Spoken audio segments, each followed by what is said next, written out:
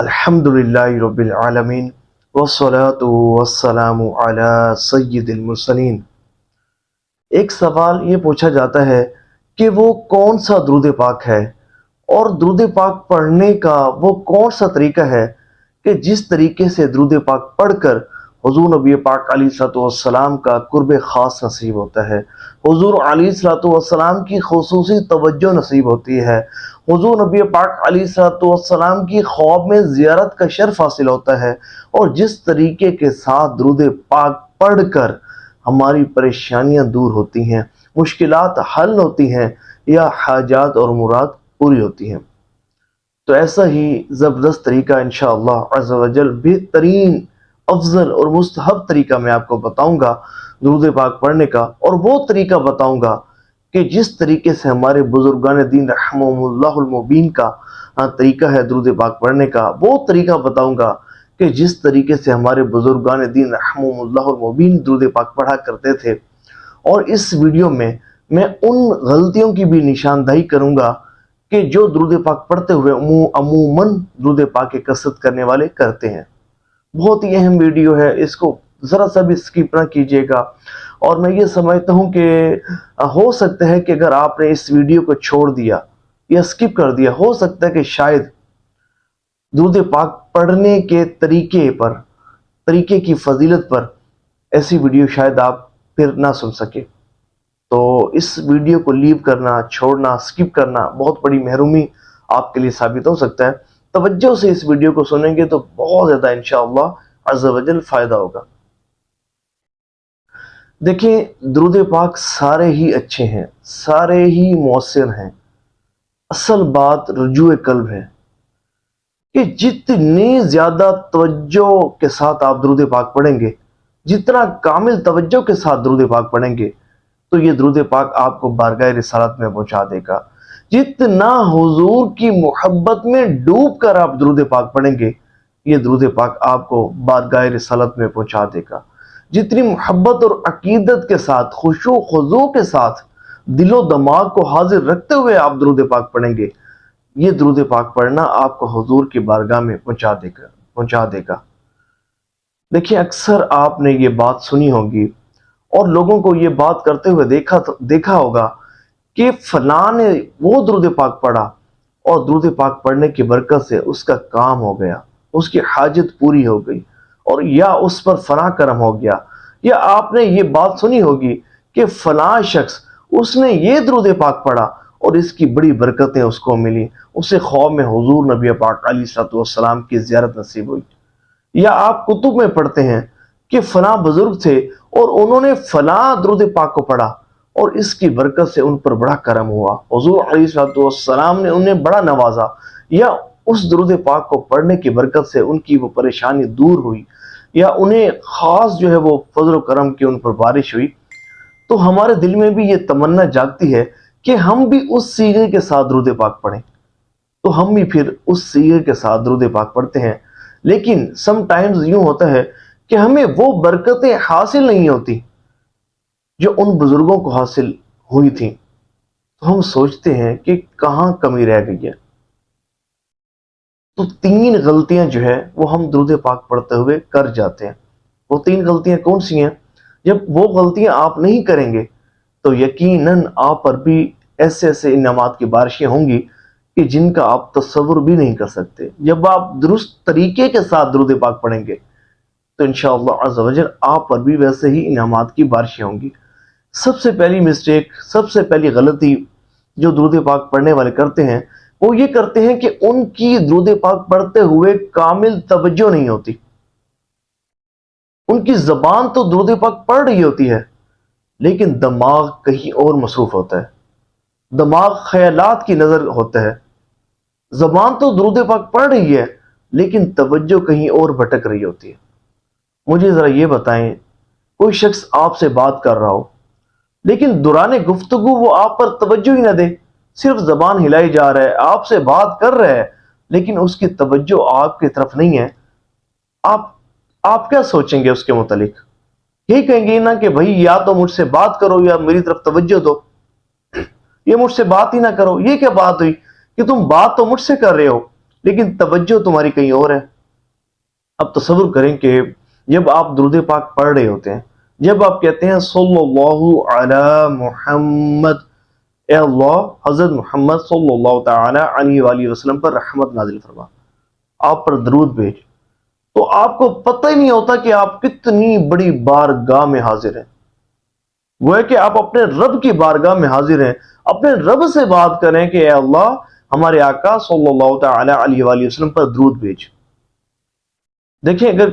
کوئی بھی بندہ ہو دنیاوی طور پر اس کا تھوڑا سا بھی سٹیٹس ہو تو ہم بڑی توجہ کے ساتھ اس کے ساتھ بات کرتے ہیں، اور درود پاک پڑھتے ہوئے یہ بات کیوں بھول جاتے ہیں کہ ہم رب العالمین کی بارگاہ میں حاضر ہیں، ہم رب کریم کی بارگاہ میں عرض کر رہے ہیں یا رب عز و جل اپنے حبیب نبی صلی اللہ تعالی علیہ وآلہ وسلم پر رحمت کاملہ نازل فرما۔ ہم درود پاک پڑھتے ہوئے یہ بات کیوں بھول جاتے ہیں کہ ہم رب کریم کی بارگاہ میں حضور پر درود پاک کی درخواست کر رہے ہوتے ہیں، وہ حضور نبی پاک علیہ الصلوۃ والسلام کہ جنہوں نے ارشاد فرمایا کہ محبت سے درود پاک پڑھنے والوں کا درود پاک میں خود سنتا ہوں اور دوسروں کا درود پاک مجھ تک پہنچایا جاتا ہے۔ اس لیے حضرت شیخ عبد الحق محدث دہلوی رحمۃ اللہ تعالی علیہ، شیخ محقق، آپ کو شیخ محقق اس لیے کہا جاتا ہے کہ آپ جب بھی کوئی بات کرتے ہیں نا بڑی تحقیق والی ہوتی ہے۔ تو شیخ محقق حضرت شیخ عبد الحق محدث دہلوی رحمۃ اللہ تعالی علیہ، آپ نے بڑا ہی پیارا طریقہ ارشاد فرمایا ہے درود پاک پڑھنے کا۔ آپ فرماتے ہیں تو درود پڑھ، اس طرح پڑھ کہ گویا کہ حضور نبی پاک علیہ الصلوۃ والسلام تمہارے سامنے موجود ہیں اور تمہارا پڑھا گیا درود پاک سن بھی رہے ہیں اور تمہیں دیکھ بھی رہے ہیں۔ سبحان اللہ، کیسا طریقہ ارشاد فرمایا کہ تو درود پڑھ اور اس طرح پڑھ گویا کہ حضور نبی پاک علیہ الصلوۃ والسلام تمہارے سامنے موجود ہیں اور تمہارا پڑھا گیا درود پاک سن بھی رہے ہیں اور تمہیں دیکھ بھی رہے ہیں۔ اے عاشقان رسول، جب بھی درود پاک پڑھیں تو اس توجہ کے ساتھ، اس یکسوئی کے ساتھ اس طرح درود پاک پڑھیں کہ آپ کے ذہن میں یہ بات ہو کہ آپ جس طرح درود پاک پڑھ رہے ہیں، جن آداب کو ملوز خاطر رکھ کر درود پاک پڑھ رہے ہیں، جس مجلس میں آپ درود پاک پڑھ رہے ہیں، اور جس طریقے کے ساتھ آپ درود پاک پڑھ رہے ہیں، جس طرح خشوع خضوع کے ساتھ درود پاک پڑھ رہے ہیں، اور جس جگہ بیٹھ کر آپ درود پاک پڑھ رہے ہیں، وہ ساری کی ساری مجلس حضور نبی پاک علیہ الصلوۃ والسلام کی مقدس بارگاہ میں پیش ہو رہی ہے۔ آپ کا درود پاک پڑھنے کا سٹائل، انداز، خشوع خضوع، طریقہ، یہ سب حضور نبی پاک علیہ الصلوۃ والسلام کی مقدس بارگاہ میں پیش ہو رہا ہے، کیونکہ حضور نبی پاک علیہ الصلوۃ والسلام ساری کائنات کا اس طرح مشاہدہ فرماتے ہیں جس طرح ہاتھ کی ہتھیلی کو۔ حضور اپنے امتی کا درود پاک پڑھنا سنتے ہیں، اسے دیکھتے ہیں۔ اب تصور کریں کہ جب آپ بے یقینی کے ساتھ، بے توجہی کے ساتھ، بے دھیانی کے ساتھ درود پاک پڑھ رہے ہیں، تو اگرچہ اس کا آپ کو ثواب مل رہا ہوتا ہے، یہ حضور نبی پاک علیہ الصلوۃ والسلام کی شان و عظمت ہے کہ آپ اگر بے دھیانی کے ساتھ بھی درود پاک پڑھ رہے ہوتے ہیں تو آپ کو اس کا ثواب مل رہا ہوتا ہے، برکتیں مل رہی ہوتی ہیں، لیکن وہ خاص برکتیں حاصل نہیں ہوتی کہ جو بزرگان دین رحمہم اللہ المبین کو ہوا کرتے تھے، یا وہ خاص برکتیں ہمیں نصیب نہیں ہوتی جو توجہ کے ساتھ درود پاک پڑھنے والوں کو نصیب ہوتی ہیں، جو خاص طریقے سے درود پاک پڑھنے والوں کو نصیب ہوتی ہیں۔ اور یاد رہے کہ جو توجہ کے ساتھ درود پاک پڑھتے ہیں، جو دل و دماغ کو حاضر رکھ کر درود پاک پڑھتے ہیں، جو مدینہ منورہ کا تصور ذہن میں رکھ کر درود پاک پڑھتے ہیں، جو حضور نبی پاک علیہ الصلوۃ والسلام کا مقدس تصور ذہن میں رکھ کر درود پاک پڑھتے ہیں، جو مواجہ شریف کا، جو سنہری جالیوں کا تصور ذہن میں رکھ کر اور کامل اہتمام کے ساتھ درود پاک پڑھتے ہیں، ان پر ایسے ایسے انعامات کی بارشیں ہوتی ہیں کہ عام آدمی اس کا تصور بھی نہیں کر سکتا۔ ایک بزرگ گزرے ہیں حضرت احمد کبیر رفاعی رحمۃ اللہ تعالی علیہ، آپ کا درود پاک پڑھنے کا انداز سب سے جدا، سب سے الگ، اور ایسا طریقہ کہ سن کر مزے کو مزہ آ جائے۔ حضرت احمد کبیر رفاعی رحمۃ اللہ تعالی علیہ، آپ جب درود پاک پڑھتے نا تو یوں تصور کرتے کہ گویا کہ میں مواجہ شریف کے سامنے حاضر ہوں، میں سنہری جالیوں کے سامنے حاضر ہوں اور بیٹھا درود پاک پڑھ رہا ہوں، میں روض رسول صلی اللہ تعالی علیہ وآلہ وسلم کے سامنے حاضر ہوں اور بیٹھا درود پاک پڑھ رہا ہوں۔ آپ بیٹھے رفع میں ہوتے لیکن اس توجہ کے ساتھ درود پاک پڑھ رہے ہوتے کہ گویا کہ میں حضور علیہ الصلوۃ والسلام کی مقدس بارگاہ میں حاضر ہوں اور بیٹھا درود پاک پڑھ رہا ہوں۔ تو پھر جب آپ رحمت اللہ تعالی علیہ کو مدینہ منورہ جب آپ رحمت اللہ تعالی علیہ کو مدینہ منورہ حاضری کا شرف حاصل ہوا، تو جب آپ حضور نبی پاک علیہ الصلوۃ والسلام کے مقدس بارگاہ میں حاضر ہوئے، جب آپ کو حاضری کا شرف حاصل ہوا تو حضور کی بارگاہ میں حاضر ہو کر عرض کیا، یا رسول اللہ صلی اللہ تعالی علیہ وآلہ وسلم، جب میں رفع میں ہوتا تھا تو اپنی روح کو بھیجا کرتا تھا، میری روح آپ کی بارگاہ میں حاضر ہو کر درود پاک کے نذرانے پیش کیا کرتی تھی۔ یا رسول اللہ، میری روح آپ کی بارگاہ میں حاضر ہو کر درود پاک کی نذرانے پیش کیا کرتی تھی۔ یا رسول اللہ، میں بیٹھا تو رفع میں ہوتا تھا لیکن اپنی روح کو بھیجا کرتا تھا، میری روح آپ کی بارگاہ میں حاضر ہو کر درود پاک پڑھا کرتی تھی۔ یا رسول اللہ، آج اپنے روح اور جسم کے ساتھ دونوں کے ساتھ حاضر ہوا ہوں، کیا آج کرم نہیں فرمائیں گے؟ کیا آپ کرم نہیں فرمائیں گے؟ ان الفاظ کی تکرار کرتے کرتے آپ پر جذب کی کیفیت طاری ہوئی اور پھر آپ پر اس انعام کی بارش ہوئی کہ جس کا کوئی تصور بھی نہیں کر سکتا۔ پھر موقع پر موجود اہل مدینہ نے دیکھا، موقع پر موجود زائرین نے دیکھا، وہاں موجود سب عاشقان رسول نے دیکھا کہ جب حضرت احمد کبیر رفاعی رحمۃ اللہ تعالی علیہ نے السلام علیکم یا جدی کہہ کر اپنا ہاتھ سنہری جالیوں کی طرف بڑھایا تو سب کیا دیکھتے ہیں کہ سنہری جالیوں سے حضور نبی پاک علیہ الصلوۃ والسلام کا دست اقدس بھی باہر تشریف لایا، اور حضرت احمد کبیر رفاعی رحمۃ اللہ تعالی علیہ کو حضور کے دست اقدس کو دیکھنے کا شرف بھی حاصل ہوا اور حضور کے دست اقدس کو بوسہ دینے کا شرف بھی حاصل ہوا۔ تو یہ ہے صلہ توجہ کے ساتھ درود پاک پڑھنے کا، یہ ہے انعام حضور علیہ الصلوۃ والسلام کا تصور ذہن میں رکھ کر درود پاک پڑھنے کا۔ اے عاشقان رسول، آپ نے بھی اسی طریقے کے ساتھ درود پاک پڑھنا ہے۔ درود پاک پڑھتے ہوئے غفلت اور سستی کو اپنے قریب نہیں آنے دینا۔ دیکھیں، یہ عام لوگ ہوتے ہیں کہ جو بے توجہی کے ساتھ بے دھیانی کے ساتھ درود پاک پڑھتے ہیں۔ آپ نے ان عام لوگوں میں شامل نہیں ہونا، آپ نے توجہ کے ساتھ، حضور قلب کے ساتھ، دل و دماغ کو حاضر رکھتے ہوئے درود پاک پڑھنا ہے۔ حضور نبی پاک علیہ الصلوۃ والسلام کا مبارک تصور ذہن میں رکھ کر درود پاک پڑھنا ہے۔ بعض درود پاک کی کثرت کرنے والے ایسے ہوتے ہیں کہ جنہیں خواب میں حضور نبی پاک علیہ الصلوۃ والسلام کی زیارت نصیب ہوتی ہے، تو وہ عاشقان رسول حضور کا تصور ذہن میں رکھ کر درود پاک پڑھیں گے، اور جن کو یہ زیارت کا شرف حاصل نہیں ہوا تو وہ مسجد نبوی شریف، سنہری جالیاں یا روضہ انور صلی اللہ تعالی علیہ وآلہ وسلم کا تصور ذہن میں رکھ کر درود پاک پڑھیں گے۔ پھر جب اس طرح درود پاک پڑھیں گے نا تو پھر بتائیے گا کہ کتنا کرم ہوا، یقیناً بہت زیادہ کرم ہوگا۔ تو یہ تھی پہلی مسٹیک کہ جو درود پاک پڑھنے والے کرتے ہیں کہ بے توجہی اور بے دھیانی کے ساتھ